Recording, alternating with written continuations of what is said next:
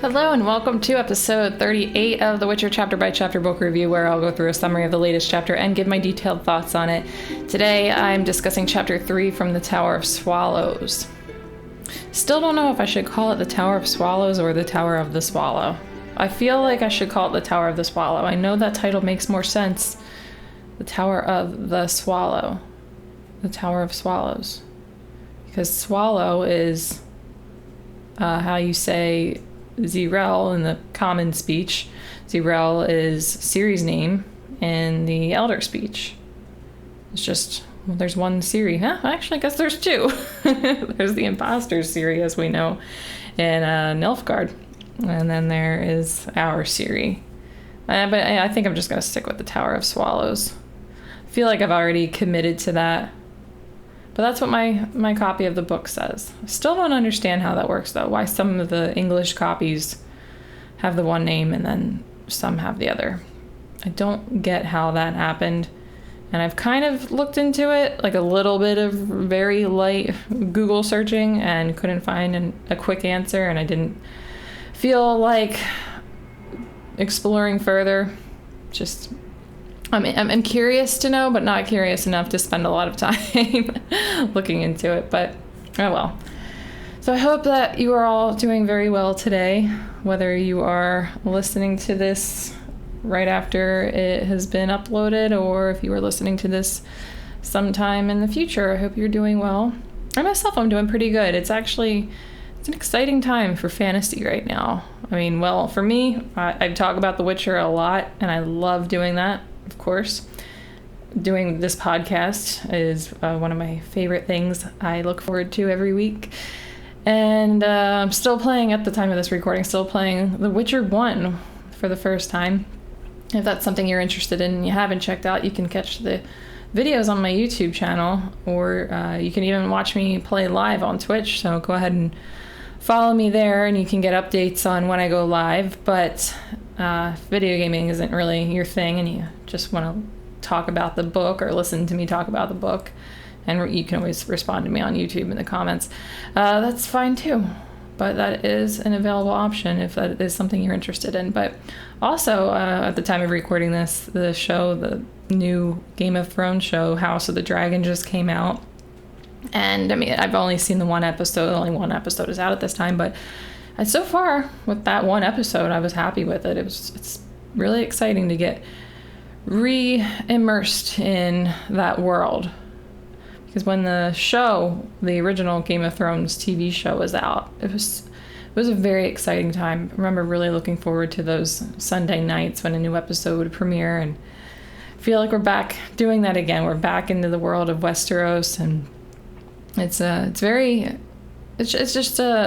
just like a vibe, you know? And I kind of stepped away from that whole world. Like, I loved the books too, the Song of Ice and Fire books, and I loved the book that this new show is based off of called Fire and Blood. But you can only really do so much with it, with the content, when there's nothing new. And so it's nice that there's a new show out to, feel like you're back in that world again. But, I mean, even with The Witcher, there's not really a whole lot of new stuff. I mean, I know there is the show, but, I mean, not really. I'll watch the third season at this time. There's only 2 seasons out, but I will watch the third season when it comes out. But it's not something I'm like... I won't have it marked on the calendar when they release a premiere date. But, I mean, I'm not trying to say anything bad about the show. If you like the show... I wouldn't say anything bad about that. I don't have any negative feelings towards that. I just, when it comes to The Witcher, I absolutely love these books. I absolutely love the games, especially The Witcher 1. I'm almost done with The Witcher 1. Love The Witcher 3. Still have to play The Witcher 2 though. But with the show, it's just, I'm not really, it's just not something that I'm going to be that excited about. But anyway, let's get into this chapter, but we're gonna recap the previous chapter so that you're caught up in case you feel like you need to be for whatever reason. So, for the recap, Ciri tells Visigoda about how the rats got killed by Leo Boneheart and how she tried to rescue them but was too late. Boneheart defeated Ciri in a sword fight and then tied her to a hitching post and forced her to watch as he cut off the heads of all the rats. Did not enjoy reading that. All right, well, let's move on to the less dark content in Chapter 3. So here's a summary of what happened in Chapter 3. We return to Geralt and his company, who deserted the Lyrian army after they started moving away from the direction of the Druids in Cave Dew. Eventually, they come across the homestead of a beekeeper who tells them the Druids have left Cave Dew and that they're now located in a place called the Slopes. It turns out the Druids could be in the Slopes, but they could also be anywhere. The beekeeper just told Geralt that because he was hoping Geralt could accompany them on their travels to the Slopes for protection along the way. The Witcher and his group decide to do so, since it's better than doing nothing. Meanwhile, Triss headed over to Bremivord to obtain information on Yennefer, and there received news from a Skelligan fisherwoman that Yennefer is dead. Also, while exiting the palace after being reprimanded by Emir for his inability to find Keir, Ciri, or Vilgefortz, Vatir de Rideau comes across a magic teleprojection of Rience. Rience tells him he'll trade him Cahir's head in exchange for information on Tawny Owl's whereabouts. Later, he meets with his mistress and, unbeknown to him, spy for Asire var Anahed, Carthea van Canton, also known as Cantarella, and reveals the deal he made with Rience. So I thought it was kind of nice to get back to Geralt and the crew after the very unsettling information we learned in the previous chapter, but I just don't feel like we learned too much in Chapter 3. We spent a lot of time with this group of people in the last book, and then we had 2 chapters away from them, which I was more than okay with, because Baptism of Fire was, the majority of that book was with Geralt and that group, and I loved it, but it was good to move on, move on to another character for a little bit, which we did with Ciri in the first 2 chapters.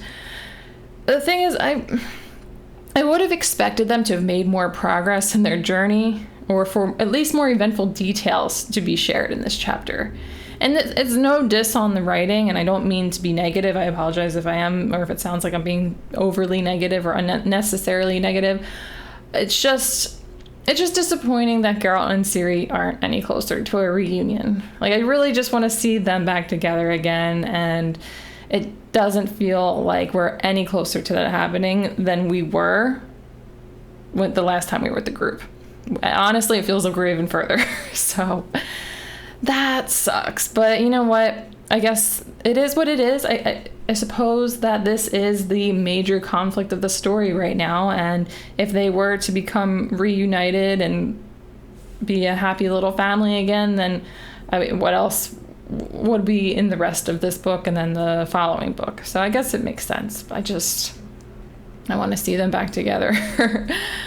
Okay, well, let's talk about the details of this chapter, starting with this army desertion situation. So after the battle for the bridge, which was where we left off with Geralt and his company the last time we saw them in the final chapter of Baptism of Fire, Geralt and the group, they stuck with the Lyrian army for a little bit. And it seemed like it was a good idea, since they were heading in the direction the company was heading in, and the army had barber surgeons who could attend to Milva after her miscarriage, which that was the last update that we got on Milva. So she's doing okay, by the way. She was able to physically recover during their time with the army. It, of course, is taking her longer to mentally and emotionally recover. Obviously, I think a monster would not be understanding of that. So it's to be expected that she's not gonna be emotionally, mentally okay after what she went through. And there were a few examples given of how she was having a hard time dealing with it. So there were days where she would not speak at all. And there was even one day where, without a single word, she just cut her hair really short. She had this long braid and she just cut it right off. Didn't say anything about it until after she did it. So yeah, she's not totally back to being okay, but at least physically, she's okay. So that much is good. That much we can be thankful for. So after learning about a Nilfgaardian punitive expedition, the army turned around and started moving basically in the wrong direction, like a wrong for as far as Geralt was concerned. So the company needed to bail. But Geralt actually goes to Queen Meve and asks her for permission to leave because he didn't want to just desert. And she said no. Well, he has to leave. Like, he had to actually continue trying to find Ciri. So there was no way that he was going to be able to stay with them. So then he had to desert. And they all snuck away. They took some provisions and horses in the process. So they are back on track, but they're no longer with the army. Something interesting about the way we are learning about a lot of these things in this chapter, a lot of it is told from the first person perspective of Dandelion, but Dandelion in the future as an old man, which, by the way, that kind of lets us know that we don't ever have to worry about Dandelion getting killed. He is definitely going to survive this whole journey if he was able to tell the story from the future, from the distant future. So I took some of the more subjective pieces of his telling of the story with a grain of salt. And for example, he says that after Geralt was knighted, he became very conceited and he relished his fame and enjoyed his honor. I took it with a grain of salt because the story is usually told from an objective third-person narrative where there is mostly no bias. I think that there is a possibility that Dandelion could be describing things accurately, but it's also possible he's exaggerating to make his writing more captivating to readers. Knowing Dandelion, that's plausible. It's a plausible theory. But I guess it is true. Geralt, and I know that Dandelion even does mention that this was out of character for Geralt, but Geralt isn't like that. He's not the type of person that would be conceited, that would be enjoying fame and honor. But I guess maybe there was a period of time where he felt like he maybe deserved it. I don't know. It's not really even that important. Like, I don't think this is that integral to the story, but I think that it was interesting to hear about Geralt being that type of person when he is the opposite of that type of person. But and I just wanted to mention that I thought that it might have just been an exaggeration. If this chapter, if the entirety of the chapter was being told the way that it normally is told from this objective third-person narrative, this lack of bias, I don't know that we would have witnessed Geralt acting the way that Dandelion described him acting. But I guess we'll never know for sure. And like I said, it's not really that important, but I thought it was pretty interesting. All right, well, I want to move on now and talk about Triss in Bremivord. Bremivord, we've actually been there before. It's been a while. That was the setting in the short story A Little Sacrifice, where Dandelion and Geralt were in that area, and they were in the company of Essie Davin, or Little Eye, and also the mermaid Shenaz, and she was in love with the, his name was Ankleval? Forget what his position was. He was like the Elderman, I think, or he was like in charge of that town. Can't remember what the exact title of his position was, but it doesn't matter. But this is the second time we get to see this area again, this location again. Not that there's really too much that's talked about when it comes to the area, but it just brought me back to that story for a moment, and I like that because that was one of my favorite short stories.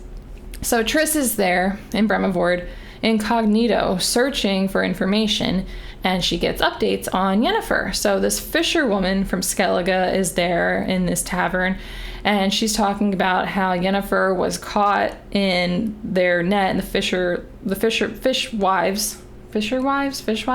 I think it's fishwives. She was caught in the net of these fishwives after she teleported from Monte Calvo Castle, and the fishwives brought her to Crocon Crate, Jarl Crocon Crate. And we've met him before too, and I've talked about that because we've heard of him since we've met him. So yeah, I'm not going to be a broken record and go into the details on Crocon Crate again, but we actually were already briefly informed that Yennefer ended up in Skellige after she teleported. If you remember, it was such a brief mention. It was at the very beginning of the final chapter of Baptism of Fire, where there was this old man telling the story of Geralt, Yennefer, and Ciri to these kids, and the kids all wanted to hear the story about Geralt or Yennefer or Ciri. They were kind of arguing about that, and then they decided to listen to the part about Geralt. But he did give brief updates on Ciri and Yennefer. And Yennefer, it was said that she ended up in Skellige, and then she was with allies. So this part of the chapter is where we and Triss receive news of Yennefer's death. The fishwife said that Yennefer killed herself with her spells. You might notice that I am talking about this with very little surprise, very little emotion at all, because I don't think she's actually dead. Why would she have such an unceremonious death? Like, she's a very major character, a very important character, and this was thrown in as like a, oh, by the way, Yennefer's dead. I don't think that that's how it would happen. I think if she died, we would be given more details. It would seem like a much bigger deal. I could be wrong, of course. We could get official confirmation of her death in one of the upcoming chapters, but I don't think so. I don't think that that's going to happen, but we'll have to wait and see. I'm going to maintain positivity and I'm very doubtful that that's going to happen. And I know that, I'm sure if you're listening to this, you know that I've read the whole books already, but I'm talking about this from the perspective of somebody who has never read the books, who's reading this chapter for the first time, doesn't know how the rest of the story goes. When I read these books for the first time, this is what I thought. I don't think she's really dead. And yeah, we'll have to see for sure soon, maybe soon. But yeah, if she ends up dead, then I will show more emotion about it because I will be very upset. But if not, then, well, I will be happy that I didn't waste energy on being upset about that. So also something that happens related to Yennefer in this chapter is Dandelion had this kind of like prophetic dream about her where she was floating above a castle, and this castle was on the top of a mountain, so I think that we are to assume that it was Monte Calvo Castle, and there were other sorcerers below, and they were cursing at her and shaking their fists at her, and then she flew away. So this is actually pretty similar to what happened. Obviously, it wasn't identical to what happened, but it's strange that Dandelion, someone who isn't that close with Yennefer, would be having these accurate dreams about her. You would think that, well, I guess I shouldn't say accurate, semi-accurate, but it was pretty much like what happened when Yennefer went to Monte Calvo Castle and then teleported away. She was in the company of a lot of these sorceresses who did not like her, who had negative feelings towards her, and then she teleported away. So it's just really weird that Dandelion would have that. You would think it would be Geralt, especially because Geralt already has these dreams about Ciri and what's happening with her. Speaking of which, Geralt is having more dreams about Ciri in this chapter. We actually don't get to learn what it was exactly, but it was said that he suddenly woke up drawing his sword, and he looked like he was in a frenzy. So I wonder if he saw what was happening with Ciri when she was with the rats, or her meeting with Leo Boneheart. I think at this point, Geralt has accepted that the dreams he's having are real. Because at first, when he brought this up a little while back, he didn't think that it was possible to have dreams of what was really happening or things that happen in the future. But I think he's finally accepting that that is possible and that is what's happening to him, especially since Cahir told him about a dream that Cahir has had that was exactly the same one that Geralt has had. So that just, it's making me feel sorry for him again. I'm constantly pitying Geralt. It's like with every chapter that we get updates on him, just feel more and more bad. I feel bad for Ciri too, of course, because she does not have it easy right now. It's just Geralt has to feel so helpless. He's trying so hard to find her and protect her and rescue her. And it's he's just seeing these horrible things or these very alarming things that's happening with her. I mean, like I said, we're not told what he saw in that dream, but I think that's what it was. All right, well, I'm going to move on again, talk about a different topic from this chapter, and that is all revolved around Viscount Vatir de Rideau, who we didn't really know too much about before this chapter. We just know that he has a high up position for Emperor Emir, so he's a Nilfgaardian. He's got a pretty important role in the war, but yeah, we get to see things from up close and personal of him in this chapter for a decent amount of time, and a lot of the stuff that's shared about him or shared what's going on with him it's pretty compelling. So we first see Vatir in this chapter getting reprimanded by Emir for his failure to find Cahir, Vilgefortz, and Ciri. Vatir suggests to Emir that he marries the imposter they have, the imposter Ciri, so that they can obtain peace and neutrality from other countries that they are seeking peace and neutrality from. But Emir refuses. I was under the impression that Emir was going to marry the fake one, and if they found the real Ciri, they were just going to exchange them. But he's not up to that for some reason. And I wanted to point that out because I was expecting that sometime soon we would be getting the news of Emir going through with the marriage to the imposter that they have. I mean, if they've already got this imposter that they kind of paraded around, well, not paraded around, but they declared to the world was the real Ciri. I mean, I didn't think it would be that big of a deal if he just married her, and then if they did find the real Ciri that they are searching for, that he would just make the exchange, and maybe even just kill the old one, which would be an awful thing to do, but I wouldn't be surprised. So, yeah, I don't think we're going to be getting any news anytime soon of Emir getting married to this imposter, because he's not getting his hands on the real Ciri. At least where things are at the moment, she's safely tucked away in this hermit's house that's in an area that nobody goes to. As long as she's there, Emir's not getting married. We're not getting that news. So, Emir also asks Vatir where Taniel is, and says Taniel reported he left no stone unturned when searching for Ciri in the area the astrologer Zarthesius said that she would be in. But we know that Taniel specifically sent Boneheart to kill Ciri. What could this guy, Taniel, Stefan Skelling, what could he possibly be up to? No idea, no theories on that. I at least believe he's working for himself now. No, he's no longer listening to Emir. I don't know that Emir is fully aware of that at the moment. I think he's probably going to become aware of it soon. But yeah, I don't think that Taniel is doing anything in the interest of Nilfgaard. I think he's working for himself. Just don't know what his goal is here. But it's odd. It's very odd. Well, Emir is very set on finding Vilgefortz, as we already knew, not just to punish him, but because he's certain that Vilgefortz has Ciri. Everyone seems to mistakenly believe Vilgefortz has Ciri, and I can understand since they both disappeared from the same place at the same time while he was pursuing her. It makes sense that they would think that. It's just, it's not going to help anybody who wants to find Ciri if they think that just finding Vilgefortz is going to find her. But I don't know, maybe they will learn that if they find him. But we actually get a minor update on Vilgefortz for the very first time since Thanedd in this chapter. Minor, very minor. We don't know anything about where he's been, where he currently is, what his plans are, what his goals are, what he's doing. But we do know he's alive for sure. So we see Rience again in this chapter. It's been a long time since we've seen Rience.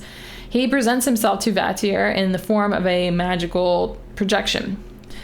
He said that he and Vilgefortz know where Cahir is.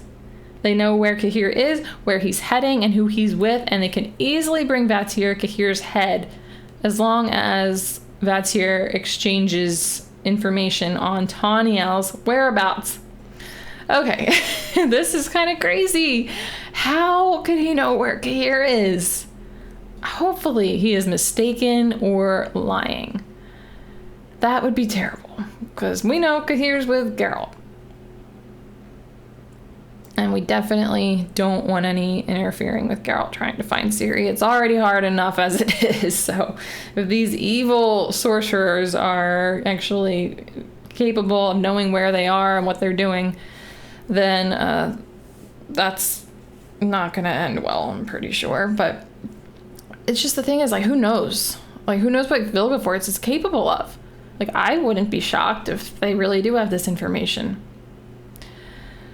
But the other thing that is really weird about this whole situation is, why would they want to know about Taniel's whereabouts? Just a lot of mystery around Taniel in this chapter. I'm sure it has something to do with whatever Taniel is up to at the moment, but we just don't know what he's up to. Maybe if we knew that, then we might get a better understanding of what Vilgefortz and Rience's objective is here, or maybe we would get a better idea of how they know where Cahir is, or if they really do know where Cahir is. I mean, I guess Rience easily could have just been lying, telling Vatir, like, oh yeah, we can bring you Cahir, you really need Cahir's head, you really need Cahir, so if you give us information that we want, then we'll give you something that you want. And it was confirmed that Vatir did provide Rience with information on Taniel's whereabouts. So hopefully he was lying, and Vatir is not getting Cahir's head from Rience. We'll have to see. All right, well, one of the last bits I wanted to go over was this new character that we got introduced to in this chapter, this Carthea, or how she's known to Vatir, Cantarella. So she is his mistress, and at first she's given a description as a young woman who's not so bright, but that's basically just what Vatir thinks of her. Then it's explained that she's very intelligent with a stupendous memory, and it's exemplified how foolish this guy Vatir is for trusting her. She tells the Nilfgaardian sorceress Asire Varanahead everything that he tells her. And Asire, if you remember, proved her loyalty to the Lodge in the previous meeting that they had when she told them the theory that Emir has as an imposter. So we know for sure that Asire is putting the interest of the Lodge above the interest of Nilfgaard. So now we can safely assume that everything Vatir tells Carthea will get back to the Lodge members. It should be interesting to see how the Lodge uses this information. You know that they're going to use this information to the best of their ability, or to the best, in their best interest. You know that it's going to be helpful to them. Don't know what their plans would be, but it's going to be interesting whenever we get to find out. And also, it doesn't really make you too sympathetic toward Vatir when you think back to the beginning of his appearance in this chapter. It doesn't really make you feel too bad for him when he was getting reprimanded by Emir. Obviously, Emir wasn't reprimanding him for this, but he probably deserves to be reprimanded. Probably worse, honestly. Because he's just leaking information in such a foolish way. And you know what? It's been seeming like Nilfgaard has been winning this war against the North, but now I'm starting to think there's a good chance they could lose again if Emir's got people in such high positions who make mistakes this stupid. It really is stupid. Obviously, he doesn't know Carthea is a spy, but she is a spy. Like, if he is in a position that high for Nilfgaard, he shouldn't be making mistakes like that. Like, that's just stupid. He shouldn't be telling anybody anything, especially in this world where they've got mages. Like, he's telling her about this stuff right after a mage presented himself out of nowhere in the form of a teleprojection. So, as far as he knows, people could be listening to him at any time, or passing along information at any time. Like, anything's possible in this world, really. So it's just really stupid. But, I mean, I'm not saying that Vatir alone is going to be the reason Nilfgaard loses the war, if Nilfgaard does lose. But, I mean, if Emir's letting somebody like that be responsible for as much as Vatir is responsible for, then I'm sure he's got other stupid people doing very important jobs. Just something to think about, I guess. Alrighty, well, I've got a few closing thoughts here, so I'll move on to those, but don't really have a whole lot. So we'll have to look out for what happened to Yennefer, and hope she didn't really die, but we've got high hopes on that. We'll also have to look out for how Ryans and Vilgefortz know about Cahir's location, and if they interfere with the company. That's something that maybe could be explained in very small details. I'm definitely going to be reading between the lines as much as I can in the upcoming chapters when we're with the company to see if there is any way that information could be getting back to Vilgefortz and Ryans, but as of right now, I can't imagine how they're possibly doing that. So, yeah, we'll have to see how that goes. And the company, they're currently not sure where to find the druids. That's been their destination for a decent amount of time. So they're heading to the slopes to search for them because the area, the slopes, is supposed to be suitable for druids. Plus, they definitely aren't going to find them if they just remain in one place. I don't know. And maybe they'll stumble upon someone else on the way to the slopes who will know where the druids are located. Otherwise, it seems like they've hit another major roadblock. It's got to be super crushing for Geralt. Just, I feel more and more sorry for him with each chapter. Each chapter where we get updates on Geralt. It's a shame. Alright, well, that's all I have for you. So just to let you know, in case you didn't, these episodes are available on YouTube, Spotify, and Apple Podcast. Thank you so much for joining, and I will catch you all in the next episode.